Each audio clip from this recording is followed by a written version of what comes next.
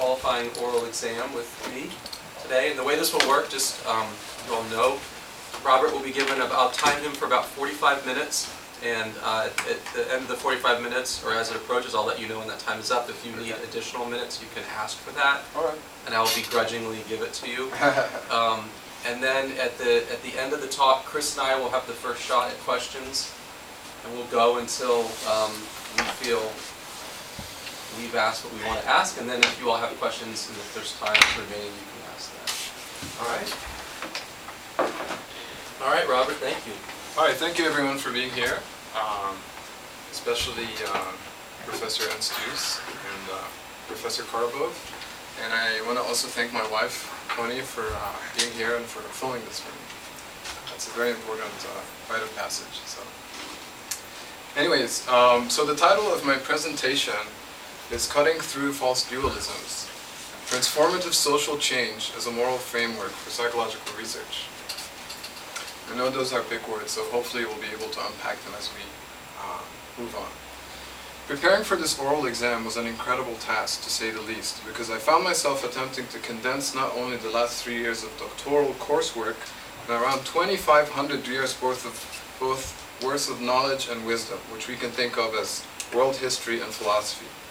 One of the main reasons for the enormous difficulty of this task, of intellectual condensation, has to do with the fact that many of the debates that trouble psychology today and that have been troubling psychology since its birth as a scientific discipline are centuries-old debates that are rooted in philosophy and other disciplines, not only in the West, but also in other parts of the world.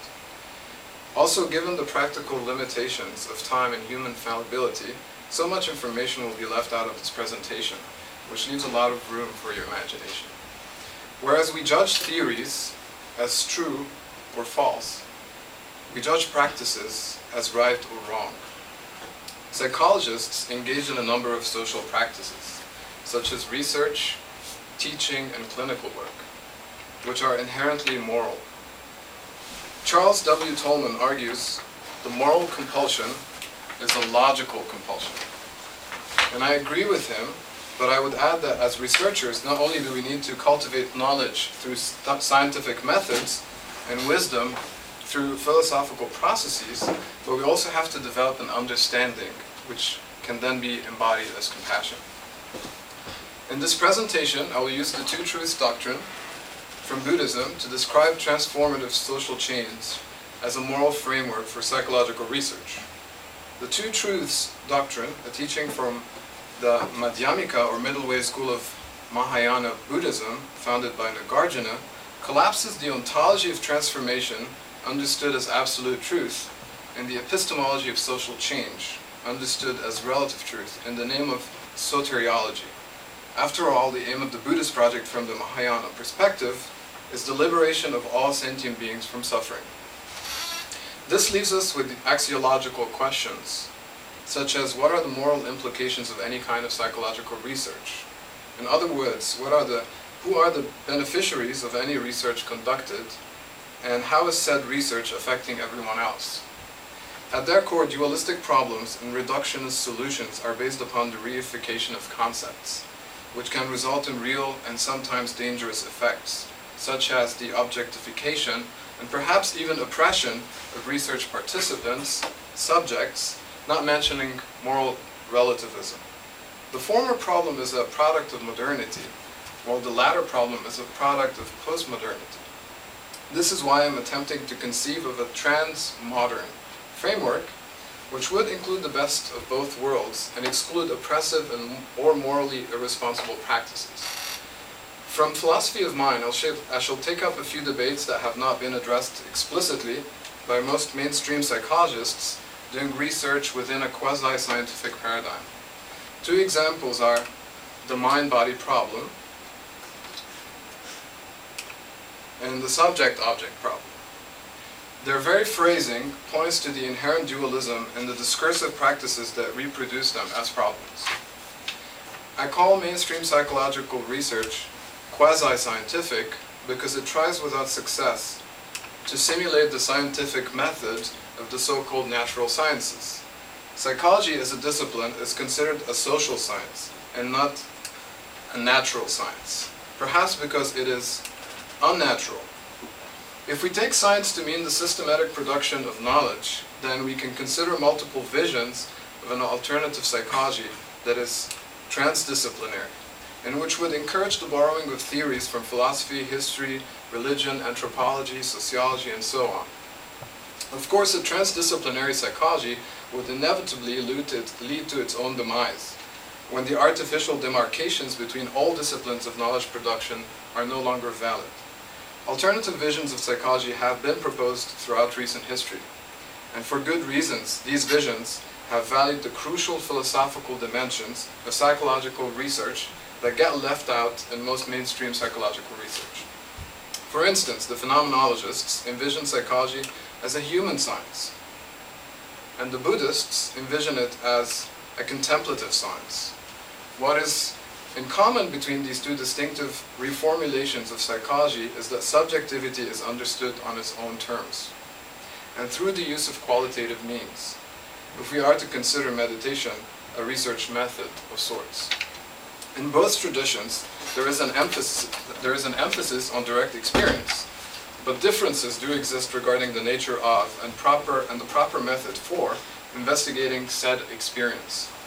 And that is to some extent due to cultural dissimilarity. For example, phenomenology is the product of Western intellectualism, while Buddhism is the product of Eastern emancipation, like the Shramana movement. I do not think that the scientific method, or any method inspired by it, can help us really understand psyche, which is why I'm really curious about describing a denaturalized psyche.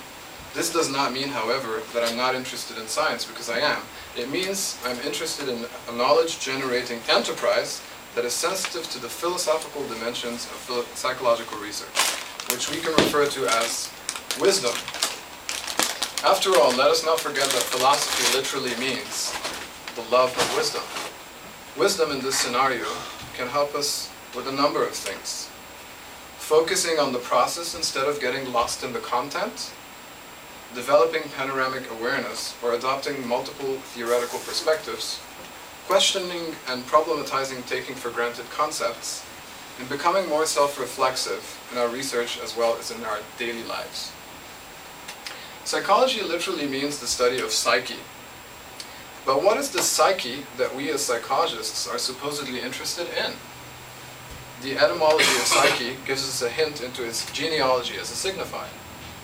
Psyche has meant at one point in time one of the following concepts: the soul, spirit, breath, life, the invisible animating principle or entity which occupies and directs the physical body, understanding. These definitions reflect the pre-modern, essentialist understanding of psyche as an eternal substance before it was secularized as an empirical object of study in the late 19th century, to be later on in the 20th century reduced to behavior, cognition, or the brain, depending on who you talk to. Psychology as a scientific discipline tends to stick to a secular definition of psyche as mind, or sometimes as self.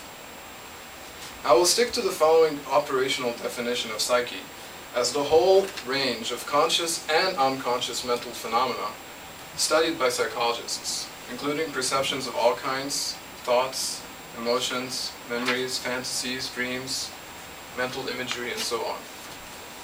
Generally speaking, what unites psychologists seem to be a concern with explaining or describing subjectivity. What separates psychologists, however, are their presuppositions about and definitions of subjectivity, which ultimately inform how they research and come to describe or explain psyche. Okay, so now I will turn to talking about the Buddhist understanding of the mind, because it has been introspectively studied in a rigorous manner by adepts since the time of the Buddha. Some people take self to mean what is generally known as mind or consciousness, but the Buddha says that it is better for a woman to take her physical body as self rather than mind, thought, or consciousness, because the former seems to be more solid than the latter, because mind, thought, or consciousness changes constantly day and night, even faster than the body. According to John Wellwood, William James comes close to the Buddhist understanding of everyday mind as mind stream, a continuous flow of moment-to-moment experiencing. Buddhist psychology goes one step further, however. Beyond the static Western focus on contents of mind and the more dynamic view of the mind stream as a flow of experiences, it recognizes a still larger dimension of mind, which has been called in the Vajrayana tradition primordial awareness. John Wellwood describes the following three elements of mind: differentiated mind moments, undifferentiated mind moments, and the larger background awareness in which the interplay between these two takes place. If undifferentiated mind moments are gaps or spaces in the mind stream, then thoughts are momentary condensations of awareness. Buddhism does not explicitly address the unconscious of psychoanalysis, but Wellwood demystifies the unconscious process by describing it as a holistic mode of organizing experience and responding to reality that operates outside the normal span of focal attention, as a network of fields within fields, and as two aspects of the organism's interconnectedness with reality. How can we justify measuring or quantifying the immeasurable, such as qualia? Why study something that is non-physical using methods inspired by physics and the other natural sciences, such as experimental and quantitative approaches? And what are the alternatives? Meditation, perhaps? The following understanding of meditation made me think that maybe we so-called humans are like a Mobius strip. Wellwood conceives of meditation as a process of self-discovery that is simultaneously a world discovery, in that we are continually co-creating our world. And also beyond that, we are world. We are not other than reality. The way in is the way out. Here is a similar rendering by B. Alan Wallace, but using a slightly more technical language. Insight into the deepest dimension of consciousness is therefore the key to understanding the nature of reality as a whole. Beginning with the psyche, is extending to the substrate consciousness and culminating in primordial awareness. Carl Jung described meditation as the royal road to the unconscious, but Wellwood contests that, arguing that meditation is the royal road to non-dualistic experience. Buddhism employs introspection, but unlike structuralism, there is methodological rigor to the Buddhist path when it comes to the cultivation of samadhi. Samadhi is sustained, vivid, high-resolution attention. So this is sort of different from the way introspection is understood in the history of psychology, because of this cultivation of sustained, vivid, high-resolution attention. There are two main forms of meditation in Buddhism: shamatha, which means calm abiding, and vipassana, which means contemplative insight. But it is no piece of cake. There are 9 stages of attention that one needs to develop before attaining the easier of the two forms of meditation, shamatha. This implies many years of disciplined practice, or perhaps lifetimes. Mindfulness is a buzzword these days, but mindfulness, or citta, means recollecting the object of concentrative focus, which is traditionally the sensation of breathing at the nostrils. Wallace writes, mindfulness is cultivated in the practice of shamatha, and it is applied in the practice of contemplative insight. In another book, he describes the purpose of each form of meditation as follows. While the relative vacuum of the substrate can be ascertained by means of the cultivation of shamatha, the absolute space of phenomena, which we understand as primordial awareness, can be realized only through the cultivation of contemplative insight, or vipassana. Alright, so to go back to our unfinished conversation about science, let us take a quick look at 2 important displacements that occurred during the history of modernity. Just as Descartes' idol of the soul has been replaced by the idol of the brain, so has the idol of God been replaced by the idol of nature. The scientific revolution was a cultural shift from a religious pre-modern society informed by Judeo-Christian morality to a secular modern society informed by mechanistic amorality. This paradigm shift was necessary, and to many degrees it reaped many technological benefits. But the value-free scientific enterprise that came to replace the church and its authority was immediately co-opted by the capitalist state in the 18th century. So the marriage of church and state became the marriage of science and state. Scientism is a descriptor for this idea of science as dogma. And methodolatry means worshipping the scientific method, or any method, as the only path to truth. These are relevant ideas to psychology because psychology is a young, impressionable, unnatural, quasi-scientific, and confused discipline that struggles with physics envy, among other complexes, that render it easily contaminable even especially when it comes to false dualisms and misguided reductionisms. Therefore, psychology is not simply a scientific enterprise whose aim is to generate value-free knowledge. Rather, it's a machine embedded in a larger apparatus called capitalism, which produces and reproduces the type of knowledge or beliefs that maintain the social order and that sustain power relations which are structurally violent and systematically oppressive. For example, capitalism as a context for any scientific research done today has been instrumental in the production of exploitative industries that are dehumanizing to most members of society on one level and are ecologically disastrous on another level. Clearly, psychological research only concerned with knowledge production for the sake of profit and not with wisdom maintenance, too, will result in nothing but moral crises. Michel Foucault, with his research on madness and the anti-psychiatry movement, are good references to keep in mind here. With that said, I invite you to go with me on a journey wherein I will attempt to cut through several false dualisms that are presupposed in psychological research and which are never questioned or problematized explicitly by most mainstream psychologists. My critique is comprised of 3 levels of analysis that deals with the ontology of transformation, the epistemology of social change, and the axiology of transformative social change, as informed by theories from Buddhism, social constructionism, phenomenology, and critical discursive psychology. My goal is to consider a non-dual, non-reductionist, and transmodern moral framework for psychological research. So I will start by considering Tolman's moral philosophy as it relates to psychological practice, theory, and subject matter, and then I will build on his work using the moral law of karma from Buddhism, because Tolman reduces moral action to logic without considering other translogical factors. Tolman's understanding of morality seems to be both rooted in pragmatism and rationalism, as is clear from his emphasis on practice and action. We are essentially moral beings, intentional action is essentially moral action, and his emphasis on logic.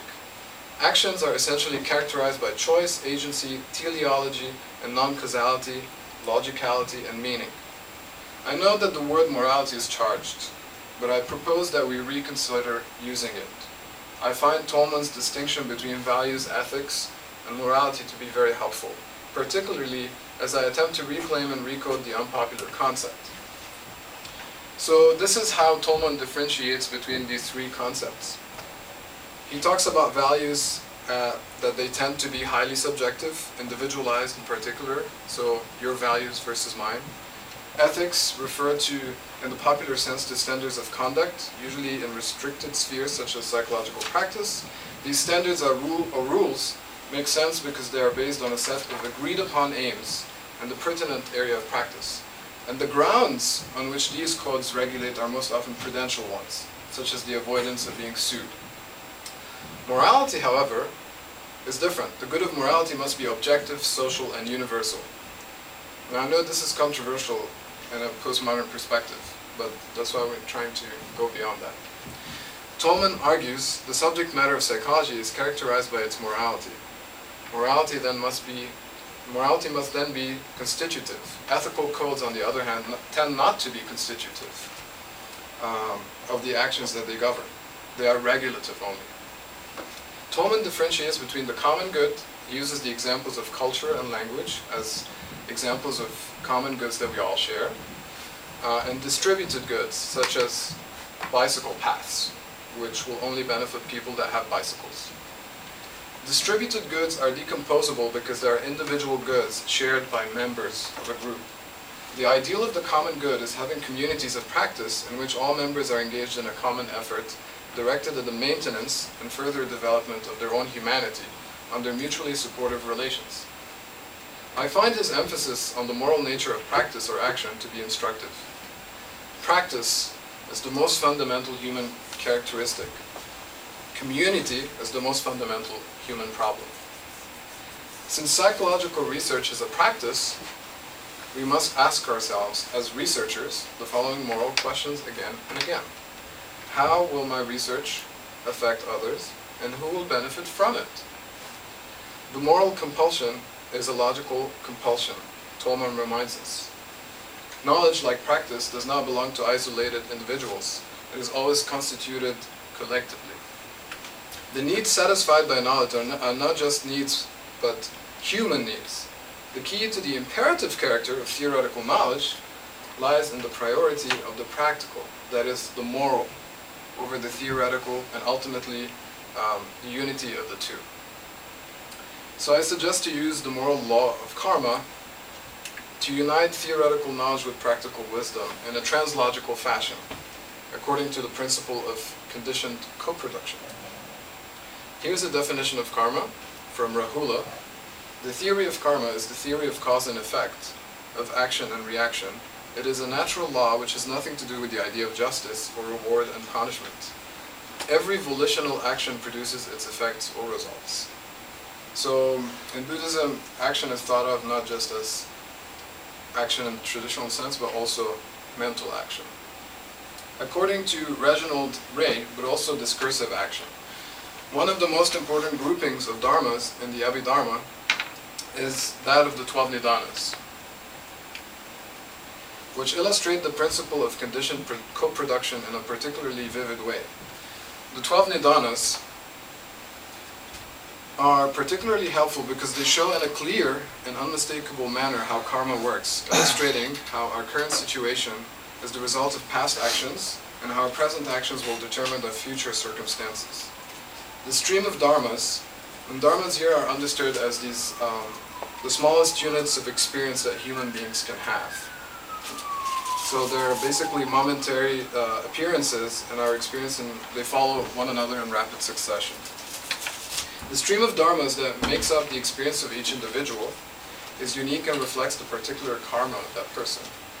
Now, you may have noticed that according to the moral law of karma, which explains how rebirth in the cycle of samsara works, does not leave a lot of room for freedom of choice, because we're conditioned by all of these karmic actions.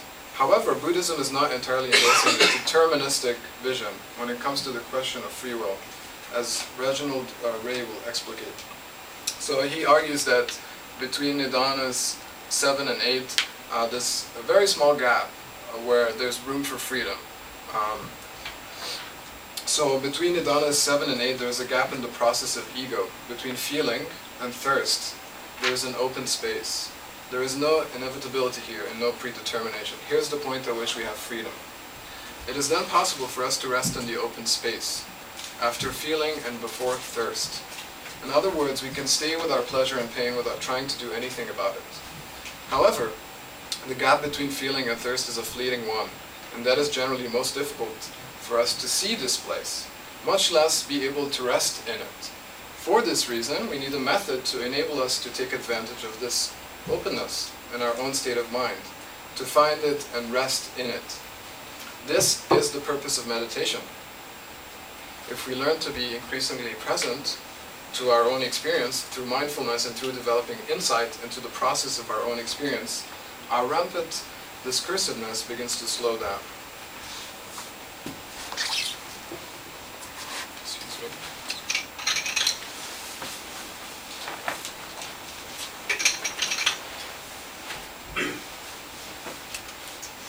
This is the personal is political in Arabic. When I found this, I thought it was a good connection to my roots. I borrowed the expression the personal is political from second wave feminism because it summarizes in a pithy way my philosophy as a person and as a researcher.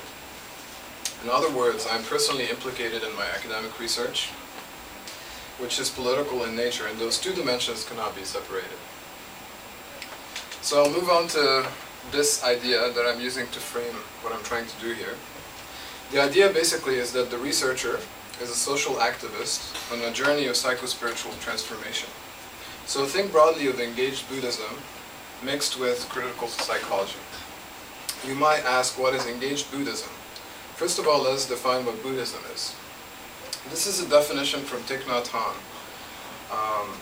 He defines Buddhism as a practice to help us eliminate wrong views. I want you to emphasize practice. I know wrong views is a red flag for you, but in the context of Buddhist teachings, wrong views are views that are not in alignment with the fact that we are, or that everything is interdependent. So not seeing that is considered wrong view. Engaged Buddhism asks the question, how can Buddhist teachings be applicable in the world in terms of affecting social change and not just personal transformation, assuming that these two dimensions are separate in the first place. Transformative social change is about bridging the gap between the personal and the political by recognizing the interconnectedness or inseparability of these two realms as well as other ones, which are usually demarcated by artificial disciplinary boundaries rooted in conceptual obfuscations. So next we're going to look at some of those conceptual obfuscations, such as the mind-body problem, which is really relevant to us as psychologists, right? So the mind-body problem is a legacy inherited by psychology from Cartesian dualism. It is a historical byproduct of scientific modernity. René Descartes was a theist, a mathematician, and a rationalist philosopher who reconciled his love for science and religion by conceptualizing two different substances, res cogitans and res extensa, as well as the mechanisms of their mysterious interactions. In a clever way, particularly for the time, Cartesian dualism resulted in a division of labor that appeased the church and the scientific community. The soul became the responsibility of the theologians, while matter was all left to the physicists. These two substances, which we think of today as the mind and the body, according to Descartes, interacted, thanks to God, via the pineal gland. Here's how Wallace debunks Cartesian dualism and the hard problem of consciousness. The Cartesian notion that reality fundamentally consists of two kinds of entities, mind and matter, has largely fallen into disrepute in both scientific and philosophical debates. One reason is that this dualistic model was never able to explain how a non-physical mind could influence physical phenomena. But it is easy to turn the tables on this argument, the monistic model of matter being the only real stuff in the universe that has never explained how the matter in the brain, for instance, gives rise to mental phenomena. In short, from this Buddhist perspective, the hard problem of how the brain produces subjective mental experience is a false problem. For such experience actually arises from the substrate consciousness. And the explanatory gap in demonstrating how some kinds of neural activity can be equivalent to mental events is unbridgeable. For neural and mental events are never identical.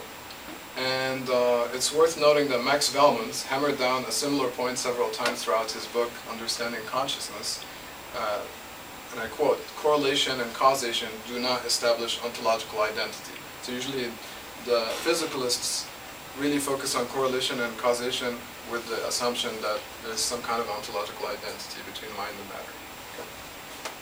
Most of the other solutions to the mind-body problem are monist, be they physicalist, neutral, idealist, reflexive, or dialectical, with the exception of empirical pluralism, which is the position I'm interested in. According to the Buddhist view, the natural world is filled with myriad phenomena, many of which are composed of atoms and their emergent properties, but also many of which are not.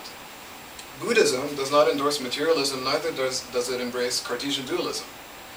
It can be rather understood as a kind of empirical pluralism, recognizing that the natural world is far too rich to be categorized as being of only one or two types of substance. And unlike the Western scientific tradition, the great perfection, like the middle way view on which it is based, avoids the reification of any kind of substance, mental, material, or otherwise. Similar to the middle way view of empirical pluralism, Hilary Putnam's pragmatic pluralism challenges both dualism and reductionism in the following way. Dualists make the mistake of considering the existence of irreducible conceptual systems as sufficient for the existence of non-physical entities. Physicalists make the opposite mistake for taking the rejection of non-physical entities to imply one single and absolute physical perspective. Both miss the possibility of different descriptions of the same reality, which are neither reducible to an absolute ontology, nor refer to ontologically distinct realms of reality. Now we move on to another problem that's very relevant to us as psychologists, the subject-object problem. Another false dualism that has been plaguing psychology for more than a century is the subject-object problem. And this is Mr. Kant. A common basis of both Cartesian dualism and materialist monism is their assertion of the real objective existence of matter as opposed to mind. But such matter exists, according to Immanuel Kant, in a noumenal realm that is finally unknowable in principle. Kant was no more optimistic about understanding the real nature of the mind, independent of all appearances. And the empirical science of the mind, he declared, is impossible, for the true basis of mental phenomena is as inaccessible to inner experience as the true basis of physical phenomena is to outer experience. But in Kant's reification of both the knowable phenomenal worlds of mental and physical realities and the unknowable noumenal world, there is no explanation of how the phenomenal and the noumenal can ever interact. A common basis among the metaphysics of Cartesian dualism, materialist monism, and Kantian idealism is the belief in real independent entities. And it is in this assertion that the scientific pursuit of objective knowledge fundamentally diverges from the middle way Madhyamika view of Buddhism. The phenomenologists' argument against Kantian idealism is that phenomenal worlds are knowable when the epoche is applied and describable via something like the descriptive phenomenological method. The Buddhists would go further and argue that the noumenal world is knowable through meditation because consciousness is at least as fundamental to the universe as mass, energy, and space-time. That it is indescribable because consciousness transcends concepts and language. This is a list of other false dualisms that I'm interested in, so you can just kind of glance at them.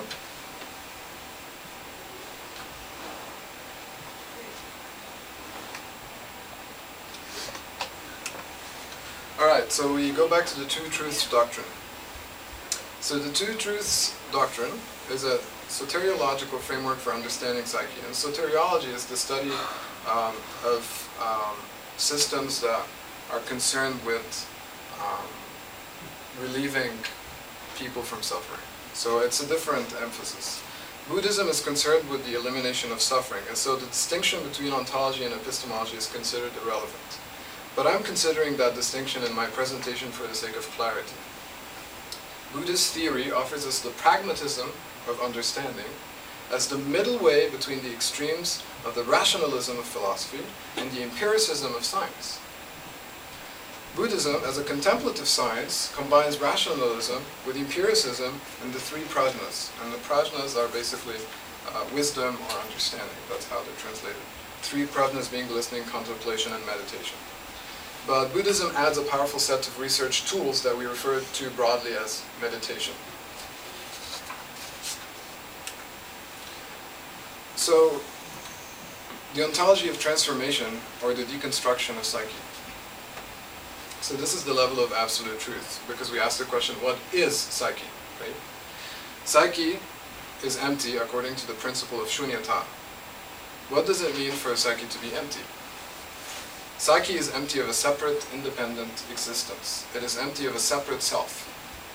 But empty of a separate self means full of everything. Okay?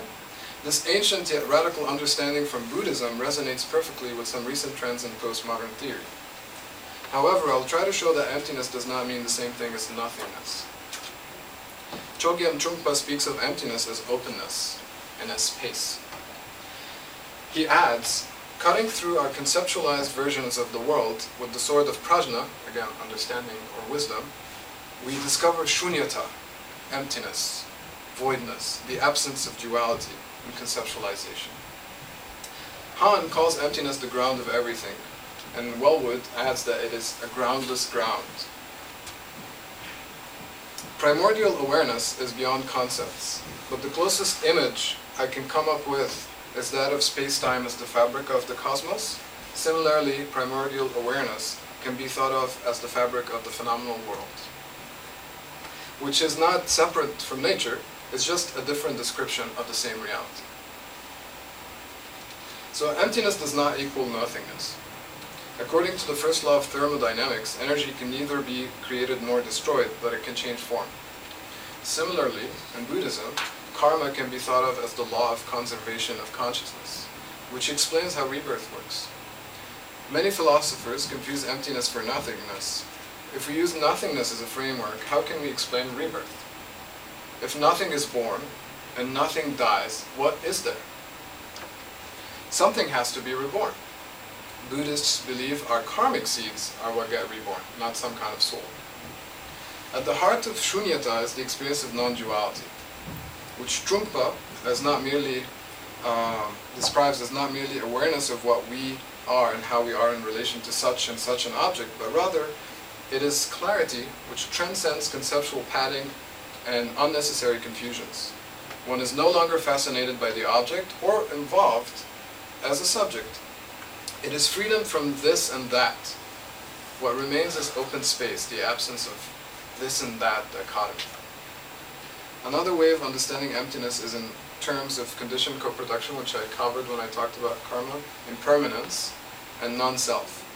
I'll talk about non-self. So the Buddhist position on nihilism and eternalism in relation to the principle of anatta, or non-self, is presented here from the Theravada perspective, and it further clarifies the misunderstanding between emptiness and nothingness.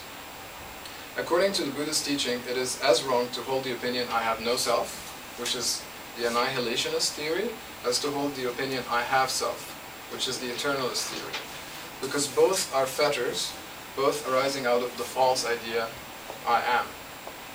The correct position with regard to the question of anatta, non-self, is not to take hold of any opinions or views, but to try to see things as they are without mental projections. To see that what we call I or being is only a combination of physical and mental aggregates, which are working together interdependently in a flux of momentary change within the law of cause and effect, the law of karma. So I just want to go quickly through the next slides basically this is how the idea of being or I or person is sort of seen to be made up of these aggregates or skandhas, form, feelings, perceptions, mental formations, and consciousness.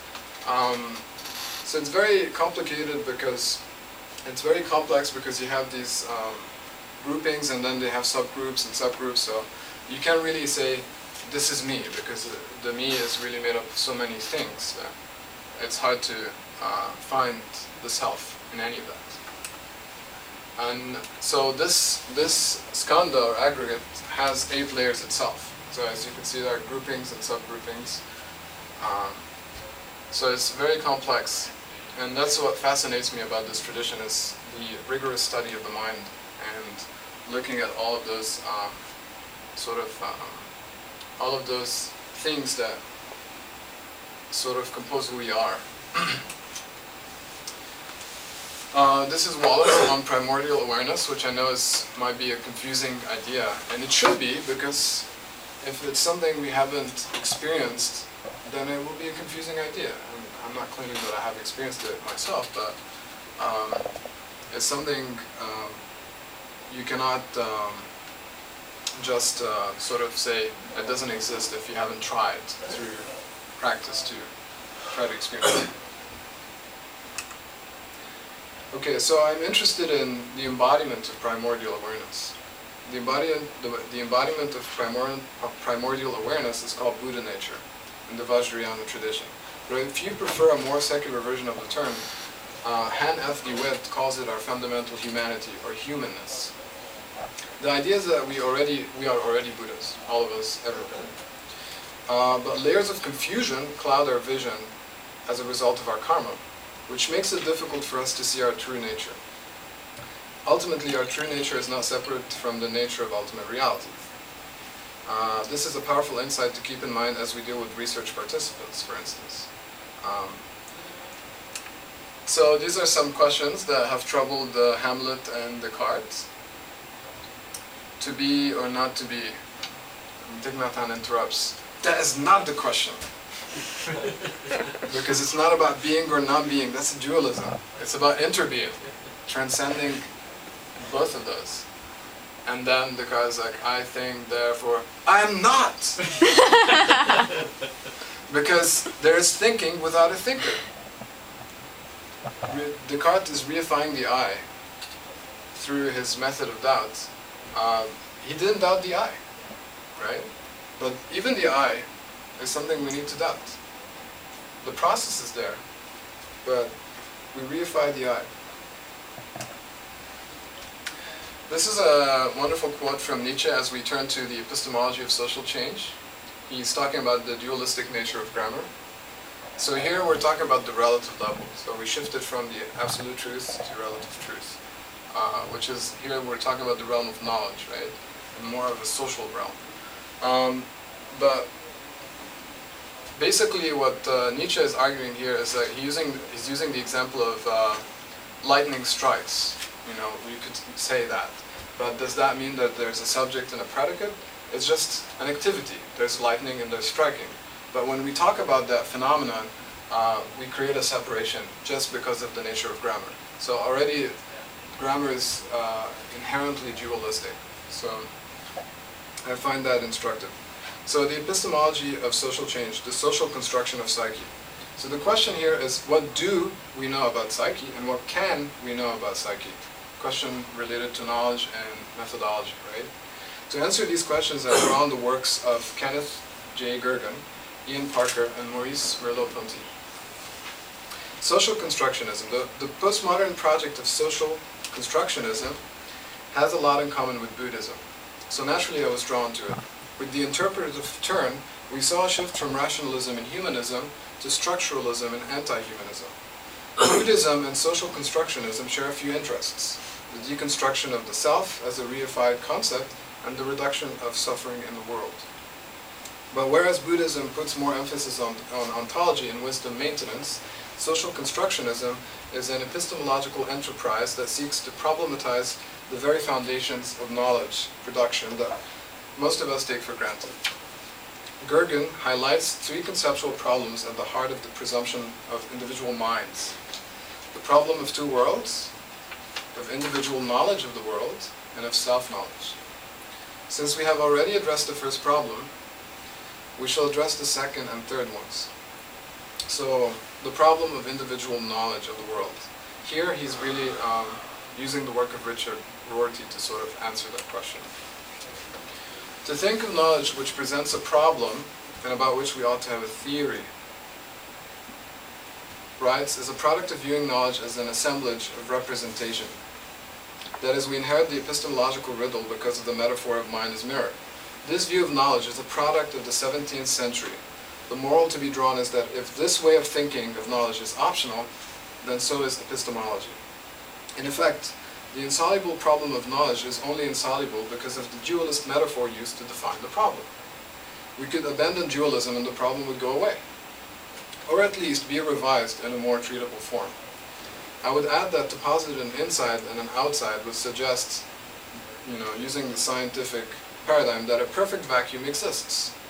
But according to physicists, there is no such a thing in reality as free space. Which means that said separation between inside and outside is a discourse that has no basis in the world.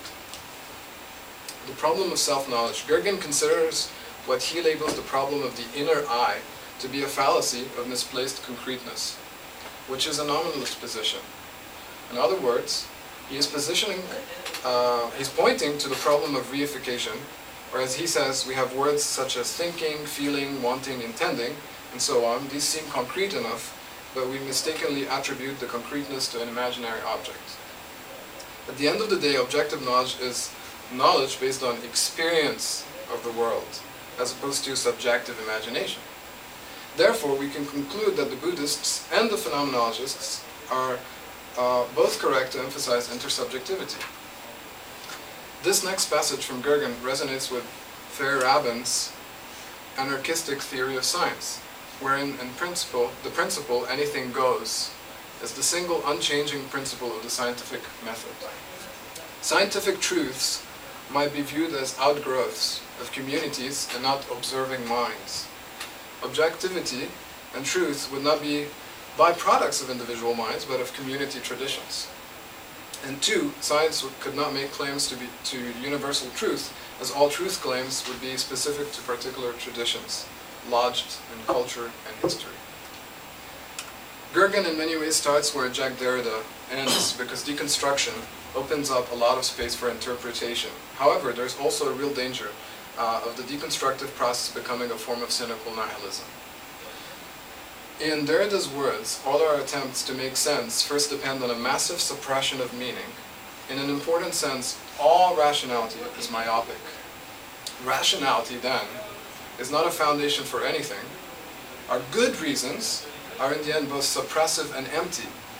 The question for us as academics becomes, what are the effects of our writing styles on our readers? Because whether we realize it or not, conventions like writing style and intersubjective validation establish the truth value of our research. Psychology not only means the study of psyche, it also means the discourse of psyche. On a meta level, mainstream psychology is a discourse, which has produced and keeps reproducing its main object of study, psyche. Among many other artifacts, to maintain itself as a discipline and to sustain certain power relations, which are embedded in the larger structure of the political economy. What is discourse? The short answer is discourse is doing, right? But here's the longer answer from Parker. The term discourse comprises the many ways that meaning is conveyed through culture, and so it includes speech and writing, nonverbal and pictorial communication, and artistic and poetic imagery. Since ontological statements can be regarded as speculative, I am drawn to critical discursive psychology for personal and political reasons. But in terms of practicality, the objects of study in critical discursive psychology, discourses, are accessible because they are socially shared. In acknowledging the extra discursive dimensions of psyche, such as embodiment and affect, I find the existential phenomenology of Merleau-Ponty to be particularly relevant, since for him experience is always embodied and not just some transcendent ideal. So to Merleau-Ponty, the relation between the expression and that which is expressed, or between the sign and the signification, is not a one-way relation, such as the relation that exists between the original text and its translation. Neither the body nor existence could pass for the original model of the human being, since each one presupposes the other, and since the body is existence as congealed or generalized, and since existence is a perpetual embodiment. I know I'm running out of time. I probably need like 5 to 10 minutes. Is that okay? Yeah. Okay, so in this perplexing passage, Merleau-Ponty's definition of sensation at the end seems to be in line with the Buddhist notion of interbeing. This is from the Phenomenology of Perception.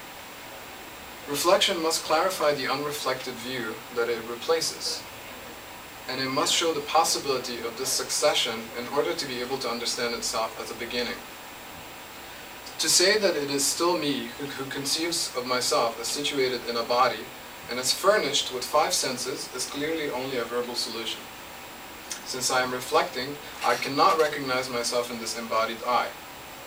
Since embodiment then remains in principle an illusion, and the possibility of this illusion remains incomprehensible, we must again question the alternative between the for itself and the in itself that threw the senses back into the world of objects and disengaged subjectivity, understood as an absolute no being, from all bodily inherence. This is what we are doing by defining sensation as coexistence, or as community. And finally, here's a succinct description of embodiment from the philosopher of ambiguity. there is an autochthonous sense of the world that is constituted in the exchange between the world and our embodied existence. And that forms the ground for every deliberate Singibung, sense-giving act. So I'm really interested in phenomenology, especially Merleau-Ponty's understanding of phenomenology, because I want to look at these extra discursive dimensions that are not covered by discourse analysis. Okay, so we move. I actually found a field called communicology that sort of tries to combine embodiment with discourse, so I'm curious to know more about it.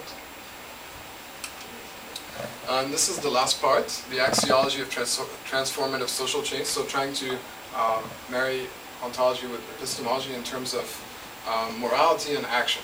So we understand practice as moral inherently, so now what do we do, right? So I propose we combine the ethics of critical psychology with the law of karma to come up with a moral framework for psychological research. I feel empowered by Foucauldian approaches to discourse because, according to Parker, there's always a room for resistance. There's always room for resistance. Our study of the ways in which certain discourses reproduce power relations can also promote counter-discourses, or alternative arguments for what is usually taken for granted. I also appreciate Parker's vision for transdisciplinary research at the end of his chapter. A critical psychology has to be constructed from theoretical resources, life experiences, and political identities outside the discipline. Only then does it make sense to deconstruct what the discipline does to us and to its other subjects. So I really took this to heart in my treatment of psychology today, as you may have noticed. Gergen, so moving on to the ethics of social constructionism, Gergen gives us hope, particularly after psyche has been deconstructed. It is in this soil of critique and dead-end despair that social constructionism takes root. For many constructionists, the hope has been to build from the existing rubble in new and more promising directions. The postmodern arguments are indeed significant, but serve not an end but a beginning. Further, if we are careful and caring, the elaborating of the constructionist alternative, we shall also find ways of reconstituting the modernist tradition, so as to retain some of its virtues while removing its threatening potentials. So my interpretations of Gergen's invitation is embodied in my application of the two truths doctrine as a soteriological framework, which combines the modern with the postmodern and the forms of absolute and relative